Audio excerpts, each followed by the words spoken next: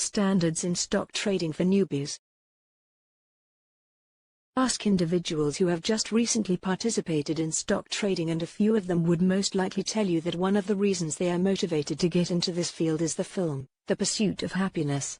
Numerous individuals who are in stock trading right now have as soon as or twice thought about going into stock trading.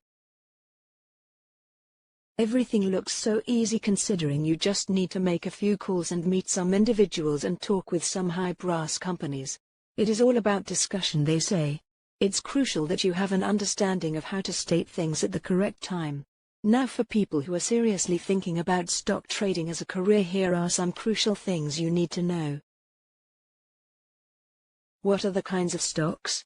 There are basically two types of stocks offered: the typical stock and the favored stock. The type that the majority of people hold is called the common stock.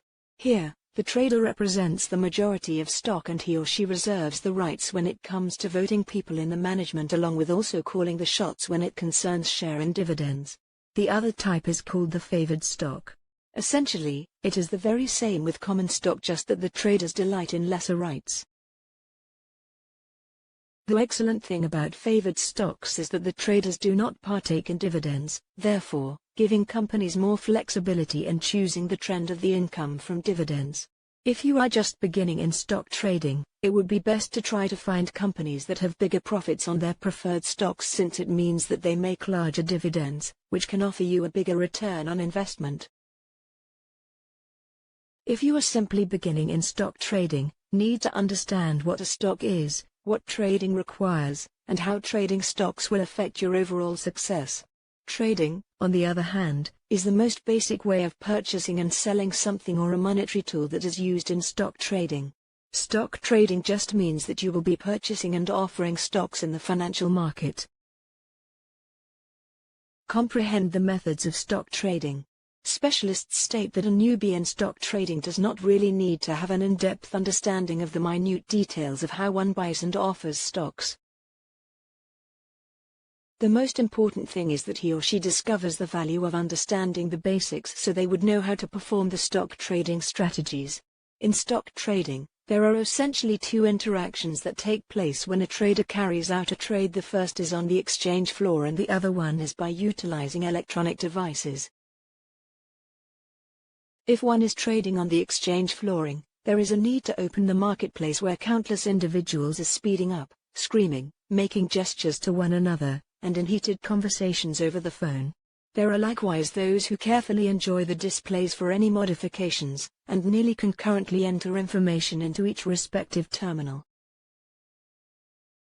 The exchange flooring might be more chaotic compared to this setup when it comes to electronic trading. These days, there is a more powerful need to shift trading to the networks and off the trading floorings.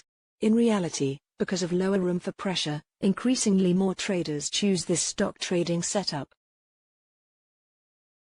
Many individuals who are in stock trading right now have one or two times thought about going into stock trading. There are generally two types of stocks available: the favored stock and the common stock.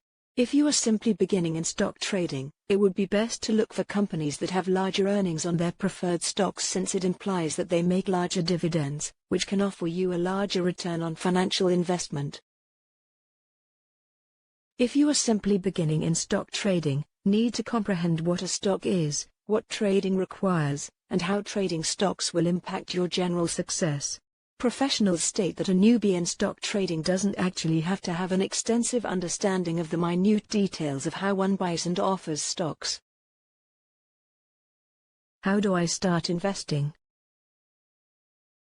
Have you ever asked yourself, how do I start investing?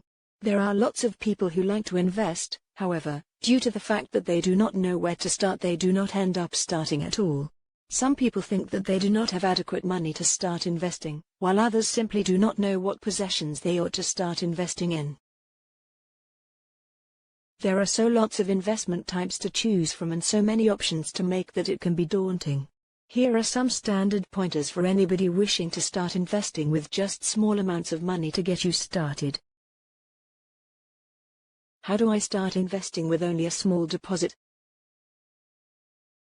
Maybe the simplest choice for starting financiers with just a small deposit is to look into investing in shared funds. There are funds available that allow you to begin investing without a lump amount deposit to get you started. Every month, the shared fund supervisors withdraw your cash and invest it for you.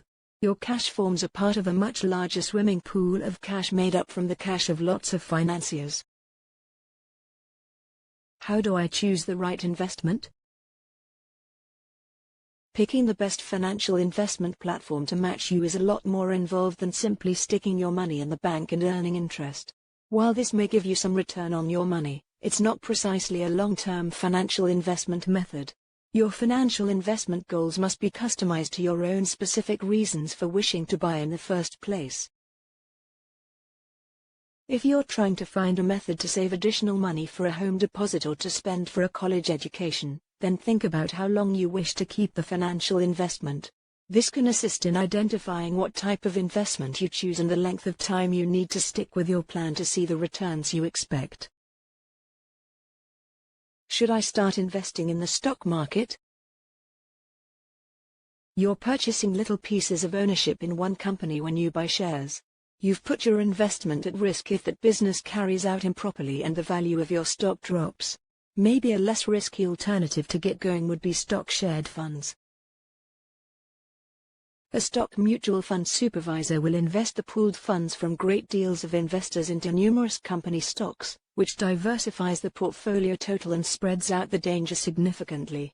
Even if one company performs terribly, the overall fund may still use great returns just due to the fact that the investment is spread out across a varied selection of stocks. How do I get started investing in mutual funds? You need to invest some time researching various types of mutual funds available if you believe you're ready to start investing. There are several websites that provide mutual fund ratings and searchable specifications that can provide you with results of funds that satisfy your requirements.